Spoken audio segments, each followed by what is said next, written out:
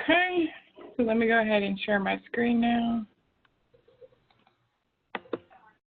If you all can make sure that you put all your sounds on mute, just so we don't get any feedback.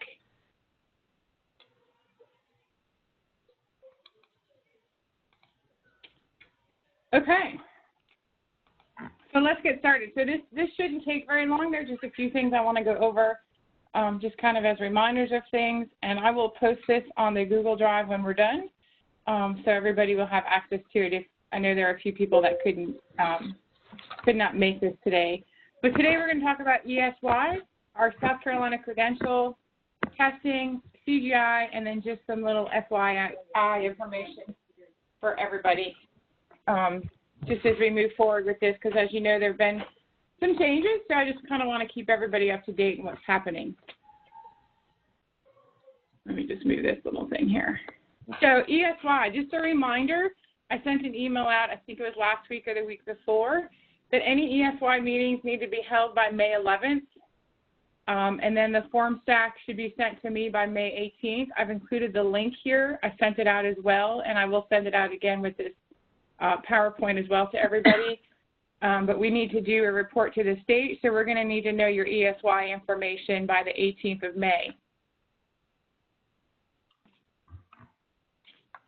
Hopefully. And now my screen froze. Here we go. Okay, so let's talk about the South Carolina High School Credential. So last week we met with the internal work group, which was 6 of us. We did develop some policies and procedures, which I am going to send out to all of our high schools.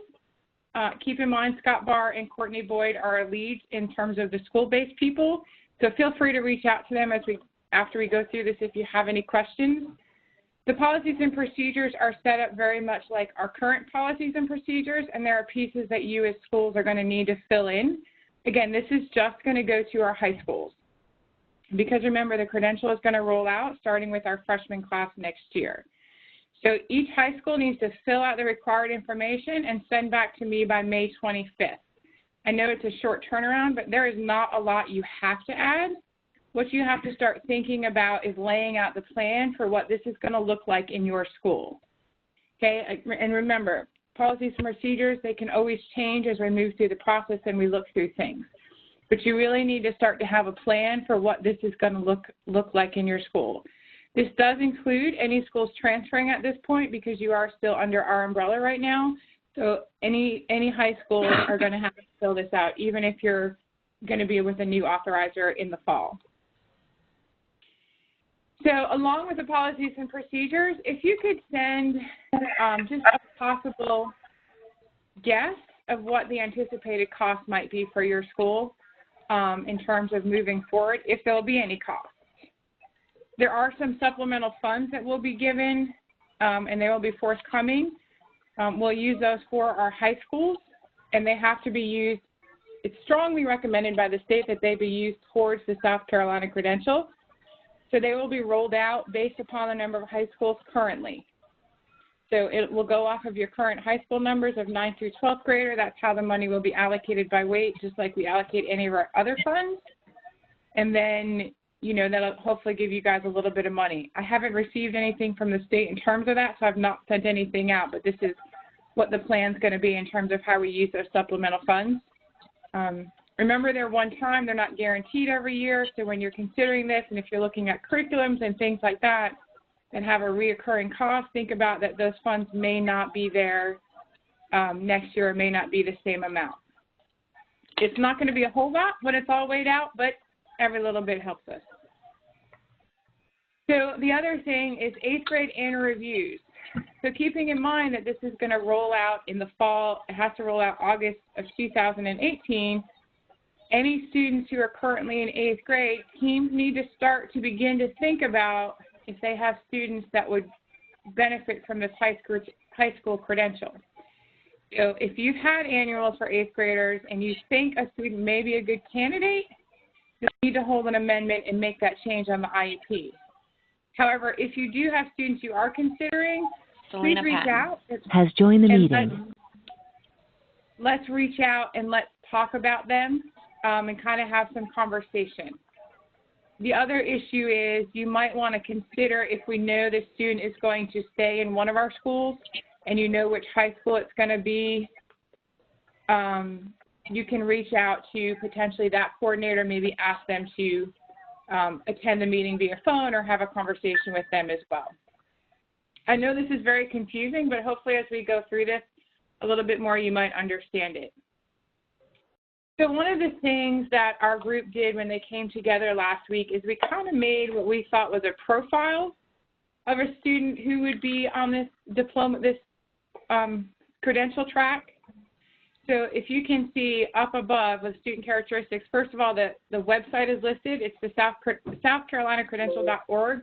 It is a public site. Please go on, take a look at it. You can see the legislation. You can see what guided this and learn more about this credential and what's happening. So please, everybody go in, take a look at it if you have high school students. But basically, the students that this wouldn't be, now keep in mind this is just recommendations. This is not an end-all to end-all list. It certainly is a team decision. But the work group felt it might be helpful to have some sort of guidelines and to give people maybe a picture of what a student on this credential might look like. So, you know, our typical, it would not be for our typical diploma track students. And those, of course, are students capable of passing EOC exams, of earning the 24 high school credits. There's no modification of core content standards, and their ability to access and complete grade level work with accommodations. Functional, you can read those, intrinsic motivation, self-advocacy, self-sufficient. So your typical student, this is not going to be really a good option for. And obviously our main goal is to have all of our students get a high school diploma. So there should be very few students that end up on this credential track. And if you remember, I think in the last webinar we went over it a little bit as well, that it's actually going to hurt a school, it's going to hurt your graduation rate if you move a lot of children to this employability credential, because it's not a recognized diploma. It is still just a credential. It's not a diploma. It's just really the goal was to help in terms of the workforce for businesses to start to recognize something else besides just a certificate of attendance or an occupational diploma type thing. So our students that the team thought would maybe fit this profile, so you can see academic, they should be at least on a 5th or 6th grade reading level. They should have basic writing skills, ability to use a calculator, to tell time, count money, basic technology skills, basic skills and application across curriculums. Again, they may need a modified curriculum, and these would be what I would consider typically our self-contained students, where the instruction is being taught by a special ed teacher, not a general ed teacher. You know, functionally, they should have some soft skills. They need to have the ability to communicate, whether it's with technology or without technology. They can follow a schedule, demonstrate receptive and expressive language, display basic manners and coping skills. Again, remember, this is not an end-all to end-all list. We just thought maybe it would help to start to give teams a picture of what this person might look like, who might benefit from this employability credential. Again, keep in mind there's strict regulations about what has to be included in that, and one of them is that 360 hours of work, paid or unpaid experiences. So as I send out these policies and procedures, high schools, coordinators, please feel free to reach out, shoot me an email, let's talk about it as you kind of go through it. The policies and procedures pretty much lay out exactly what it needs to look like and specifically says where you need to fill in. So it should be self-explanatory, but if you have questions, again, please feel free to reach out and we can kind of talk through it. The next thing I want to talk about is testing. So keep in mind that testing has begun. So be sure that you've met with your testing coordinator in your building and that all of our students are getting their testing accommodations according to IEPs. Again, connect with your testing coordinator, make sure those small groups are happening, oral administration, things like that, because as you know, testing violations are bad. We don't want any. No testing violations. So just make sure that those students are getting what they need and that we don't have students not getting accommodations. So the CGI, I'm currently working through all of them at this point. So just be sure you've submitted all the required documentation. I know a lot of you are emailing me and saying, hey, did I submit that? Did I submit this? I'm going to be honest with you. I don't have the time right now to go through and check if you've submitted everything. So as I work through them, if I see that things are missing, you'll obviously get an email and I'll say, hey, can you send me this? That type of thing. I don't know off the top of my head who's turned in what and who doesn't. My goal right now is to get through them by mid-May. So again, have patience with me as I work through all of these, and we'll get the feedback as soon as we possibly can. So again, this is going to be short. So here's just a little FYI information, kind of what's happening. As most of you know, Emily has officially transitioned into her new role as the Executive Director of School Operations, or I've already given her a nickname as the EDSO. Her position has been posted on the website. It's also been sent out through the state website, and it actually closes tomorrow. We have had quite a few resumes come in, so we'll be starting that process in terms of screening and interviewing, and then hopefully the plan is to make a decision by the first or second week of May. All things, pending no major things happening, that's kind of our timeline right now. We're very fortunate. We've had some very qualified candidates want to apply and have applied, so I'm very hopeful that we're going to find somebody really good to come in and help run this show with me. So please be patient with me as you guys know I'm doing this solo until we find a replacement. So be kind and gentle. I may end up emailing you multiple times about things, and you may just have to say, hey, Laura, we already talked about that. I'm doing my best to keep up with it all. Weekly calls, whether it was, my schools or schools that Emily oversaw, I'll keep those the same. And I think I've already scheduled Emily's, but monthly calls, quite honestly, at this point with testing season starting and everything else, unless I've reached out to you, I'm not going to schedule those for the next 2 months. If you need me, call me. If you need me, email me. We can always set something up, but typically our monthly calls I'm not going to have on a monthly schedule at this point. They said you guys are about to start testing and your schedules are about to get really crazy. So we'll just leave those. But the weekly calls will remain the same till the end of the year. The next FYI, I think we shared this with you, but not totally sure. So our Indicator 13 audit, we got our letter from the state. So we've been cleared of everything. Woohoo! And we actually got it done in 12 weeks. So the state was thoroughly impressed with our quick turnaround and the quality of work that we did. So thank you, everybody who was involved in that and had to do amendments or submitted IEPs. We came out really great, so we don't have to worry about that for another 3 years. Our general audit, so we're working on wrapping that up. All meetings should have been held or will be held this week. I'm hoping to submit everything by May 30th, which for us is actually 5 months ahead of schedule, not due to the state to October, but I want to get it done before school goes home and schools transfer and all of that. So we're well on schedule to get that done. So thank you again, everybody, for all your hard work on that.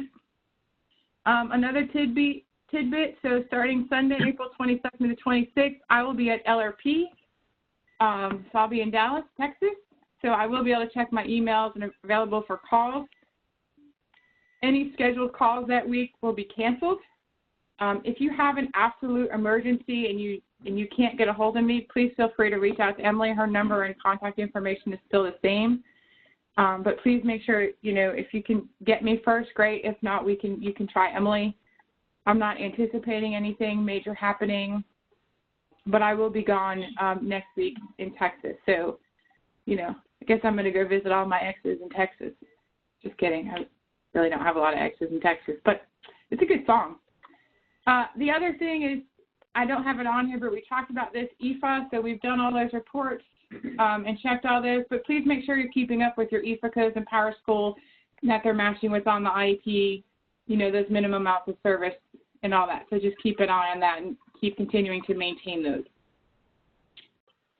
So I don't have anything else in terms of information, so I'm going to stop sharing my screen and go to the chat box and see if we have any questions that I might be able to answer. Okay.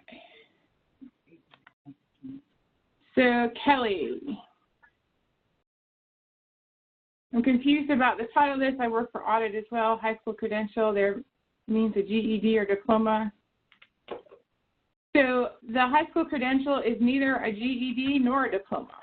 So it is something the state got passed through the legislator to basically replace occupational diplomas in districts. It doesn't, you know, count on anything. So, oh, it looks like you get it now. So hopefully that credential makes more sense now because you said it did.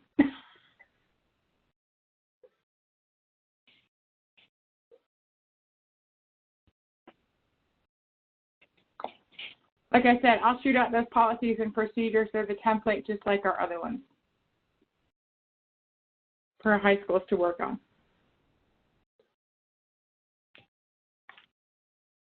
Anybody have any other questions, comments?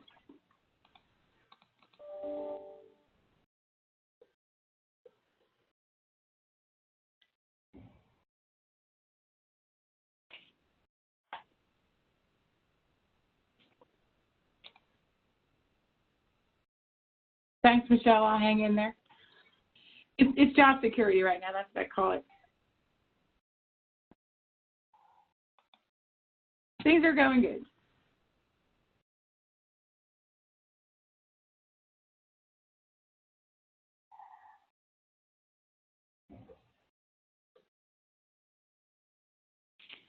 All right, well, I'm not seeing any more questions pop in there, so I'm going to go ahead and end this and stop recording it. Like I said, I'll post it, and then I'll shoot it out along with the information for the high schools that they need. If you'll have any questions, I think everybody knows my number. If not, you know, oh, well, no, I'm just kidding. It's on my email, so that's my cell phone, that's my direct line. So, again, please feel free to call or email, and we'll get through this, and hopefully we'll find a good candidate, and we'll move forward. All right, everybody, have a great day. Selena Patton has left the meeting.